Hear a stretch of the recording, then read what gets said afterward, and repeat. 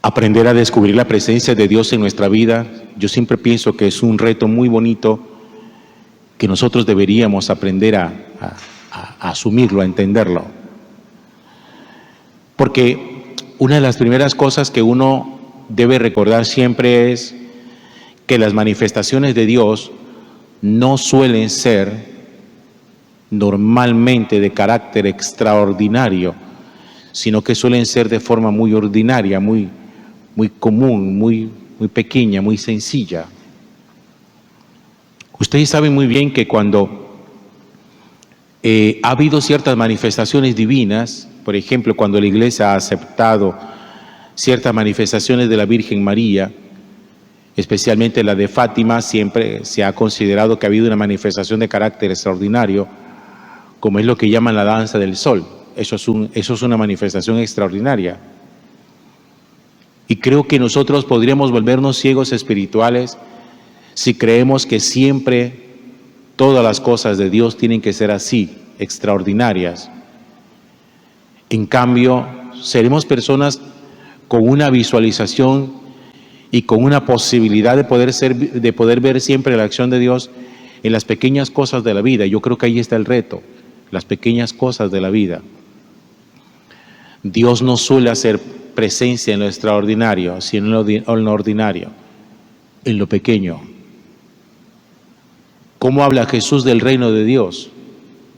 Dice que el reino de Dios es como una semilla de mostaza, algo muy pequeño. Jesús habla del reino de Dios como el grano de trigo, es algo muy pequeño.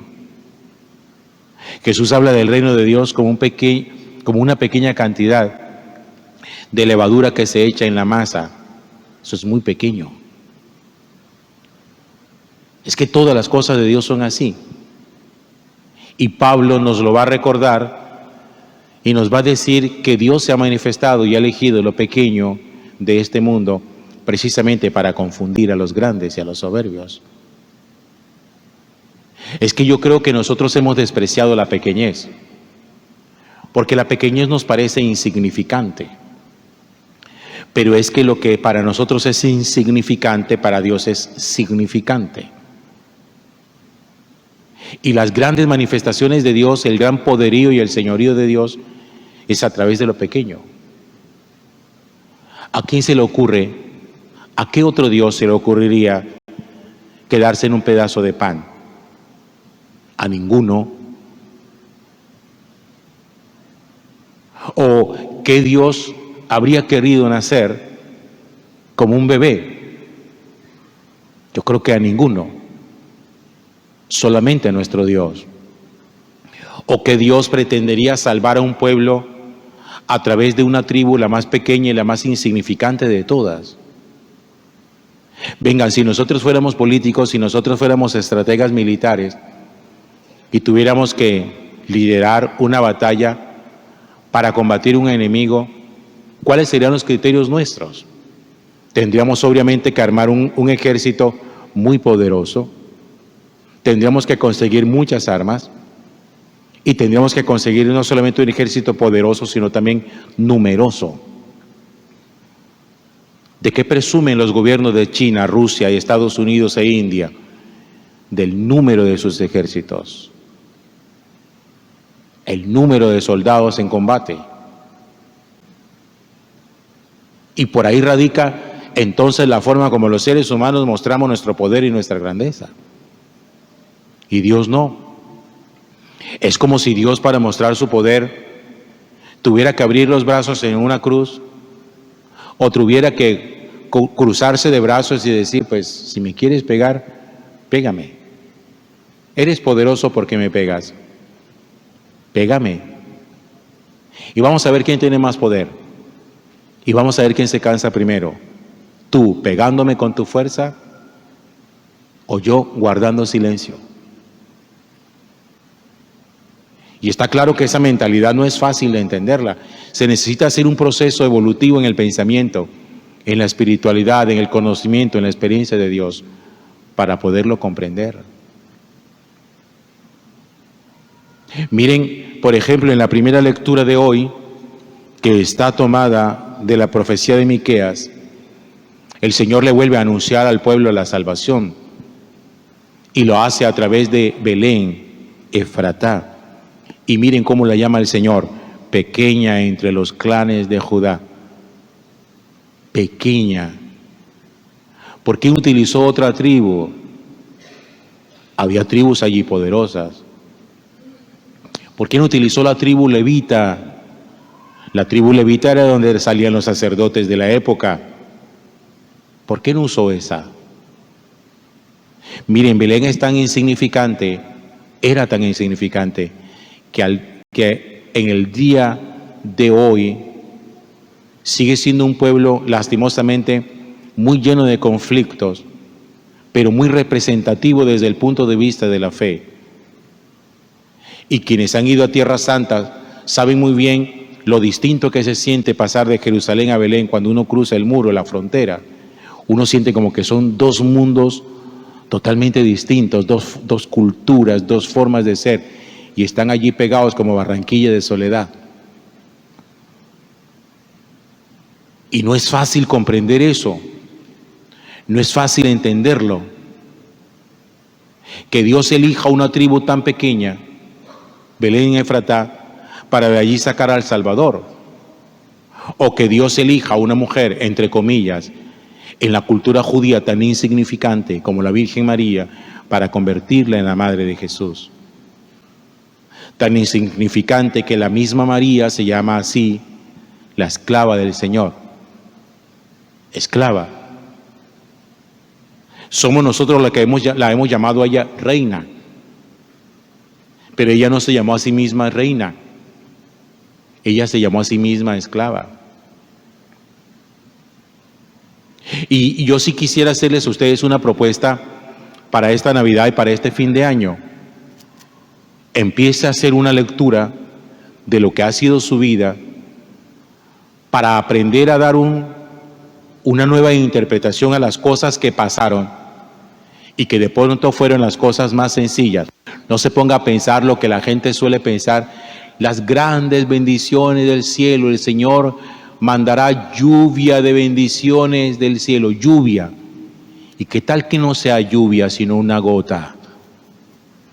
Usted es capaz de darse cuenta cuando una gota cae, la lluvia todo el mundo la ve, la siente, pero usted es capaz de descubrir una sola gota de agua. Usted es capaz de ser intérprete de lo pequeño. ¿Cuál es el valor que usted le da a lo pequeño? Si para usted no significa nada, para Dios sí. Y cada vez que usted quiera experimentar la gracia de Dios y la bendición de Dios, tiene que aprender a ser intérprete de lo pequeño. Porque no crea usted que hoy es una zarza ardiendo como Moisés. No crea que va a ser una danza del sol. No crea que va a ser a través de la columna de fuego como la veía el pueblo de Israel en el desierto cuando era guiado a la tierra prometida. No crean que es a través de manifestaciones cósmicas como las expresó a través del profeta Elías. No. Las cosas de Dios son hoy mucho más simples. Y me gustaría que en estos días que quedan, hoy 22, el 23 y el 24 por la mañana antes de la misa de la Navidad, que usted si tiene pesebre en la casa, no se ponga a mirar la belleza del pesebre, sino lo que esconde, a lo mejor lo que es bonito de su pesebre, la simplicidad de su pesebre, y usted se ponga a pensar qué significa para usted a estas alturas de la vida un Dios poderoso que se hizo pequeño. Porque es que el grande, el todopoderoso, se hizo pequeño e insignificante en la persona de Jesús. Cuando esas cosas uno es capaz de descubrirlas, la visión que uno tiene de la vida, del mundo, la visión que uno tiene de sí mismo se transforma. ¿Por qué creen ustedes que nosotros nos miramos con soberbia? Porque vemos el mundo con soberbia. ¿Usted cree que le importa mucho al universo? Al universo le importa 5. Porque el universo no se mueve ni por nosotros, ni con nosotros, ni a favor nuestro. Nosotros al único que le importamos es a Dios, para quien tenemos significado y tenemos identidad.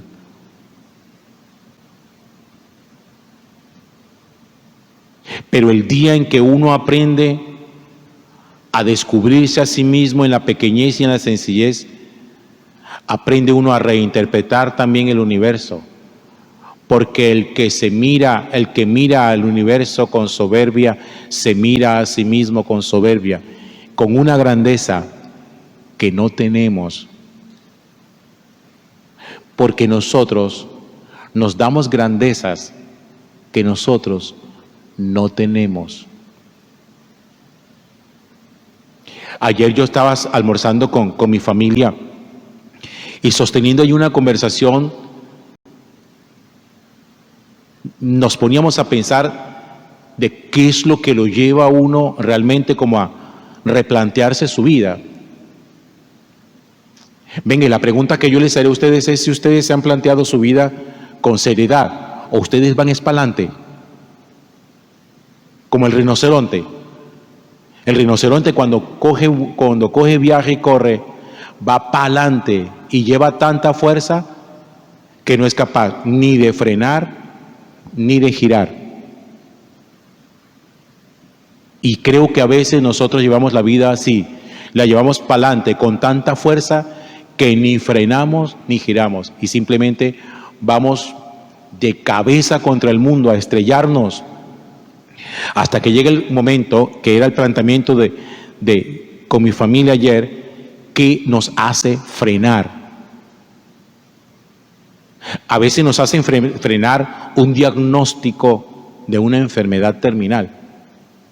Y uno ahí dice, epa, ¿y aquí qué? ¿Y ahora?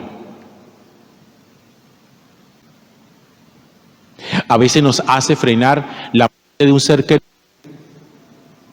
uno pensaba que iba a tener siempre a su lado. Nos hace frenar un engaño, una infidelidad. Cuando uno ha puesto toda su confianza en esa persona y esa persona uno le defrauda. Y en ese frenón uno tiene 2 opciones. O se amarga y se vuelve uno mala gente, o uno empieza a moldear y a volver dócil su corazón y a replantearse la forma como la estamos viviendo y darnos cuenta que necesitamos realmente mucha más sencillez. Vivir sencillamente la vida es muy retador. Es muy retador. Porque no hemos aprendido eso. Nos cuesta mucho trabajo. Porque todavía creemos que los trapos nos dan estatus, nos dan caché. Y salimos con nuestras bolsas de los centros comerciales con ropa de marca y las exhibimos por todo el centro comercial. Y creemos que un simple chiro da caché y que un trapo nos vuelve importante. Lo importante no es el trapo, sino lo que cubre el trapo. Ahí es donde usted es insignificante para el universo, pero significante para Dios. Y Dios no mirará nunca nuestro estatus, nuestro poderío económico, ni siquiera nuestra capacidad intelectual. Mirará lo que vio en Belén de Efratá, sencillez y pequeñez. Mirará lo que vio en María, sencillez y pequeñez. Mirará lo que mira en la levadura, lo que mira en el grano de mostaza, sencillez y pequeñez. Y ahí es donde Dios dice, pues ahora sí, yo voy a mostrar mi poder. la persona, uno puede verse pequeño de dos formas. Pequeño porque tiene la autoestima por el suelo, porque hay gente que se siente pequeña porque siente que es una porquería y una basura. Y hay el que se siente pequeño porque dice, el grande es el Señor. Y cuando uno se siente pequeño, puede uno llegar delante de Dios y decirle, si tú crees que a través de mí puedes hacer algo, hazlo. Dinero no tengo, poder no tengo, una gran inteligencia destacable, probablemente no tengo, pero sabes que sí tengo grande un corazón para ti. Y el Señor dice, venga para acá, que este es el que me sirve. Y por eso las grandes obras de Dios las ha hecho a través de gente muy simple. Ustedes saben cuál fue como el gran quiebre de Martín Lutero, el que partió la iglesia e hizo que la iglesia se volviera una parte, quedara católica, la otra protestante. La soberbia, un monje inteligente, pero soberbio, que lo que hizo fue que fracturó la iglesia. ¿Y saben ustedes qué fue lo que logró que la iglesia adquiriera tantos santos? Un hombre como Francisco de Asís, como Teresita del Niño Jesús, muy pequeños, que lo único que decían es, aquí lo importante es aprender a amar a Dios. El que antepone, y ojo, oído, que tampoco quiero que me malinterpreten, porque no quiero que ustedes piensen aquí al final, cuando salgan del templo, que es que yo denigro de la inteligencia. No, y Dios nos hizo inteligente, y si usted la tiene, utilícela, pero utilícela bien. Pero eso sí, no se llene de soberbia intelectual, porque los soberbios intelectuales son los que terminan imponiendo su criterio y haciendo daño, porque son los que terminan diciendo, aquí el que se las sabe todas soy yo, ustedes no son sino una manada de ignorantes. Eso es ser soberbio intelectual. Pero cuando uno es capaz de buscar juntos, por ejemplo, en lo que concierne a la familia, la voluntad de Dios, estoy seguro que Dios manifestará la grandeza y su señorío a través de las situaciones conflictivas y difíciles que ustedes puedan estar viviendo. Recuérdenlo siempre, nos salvó en un bebé, nos salvó a través de una tribu pequeña, eligió a una mujer culturalmente, socialmente insignificante para el mundo de su época, alguien que se llamó a sí mismo la esclava. ¿Creen ustedes entonces que no hay cosas en el camino que no pueda uno hoy descubrir? Y por eso la propuesta que les hice, no se pongan a pensar el otro año, piensen en este que pasó, no se pongan a planear el futuro, descubran lo que este año pasó y dónde estuvo Dios presente en cada momento y en cada acontecimiento, en las cosas más simples que hayan pasado. Hay que aprender a mirar menos el futuro, que muchas veces lo que nos trae es angustia, porque siempre las proyecciones políticas y económicas nos suelen decir, y el 2025 va a ser un año difícil y va a ser mucho más complicado y que por aquí, y nosotros a llenarnos de angustia, que el crecimiento del desempleo, que la economía, que la inflación. No, hermano, deje de andar pensando el 2025, piense el 2024 y piense cómo Dios hizo camino en mi vida durante este año y aprender a descubrir eso. Y a mí no me salga con el cuento de que fue un año malo, porque puede haber sido un año pesado en muchos aspectos, Pero si usted lo piensa bien y lo lee bien, va a darse cuenta que fue un año en el que Dios manifestó muchas bendiciones en su vida. Aprenda a hacer esa lectura. Gloria al Padre, y al Hijo, y al Espíritu Santo. Como era en un principio, ahora y siempre, por los siglos de los siglos. Amén.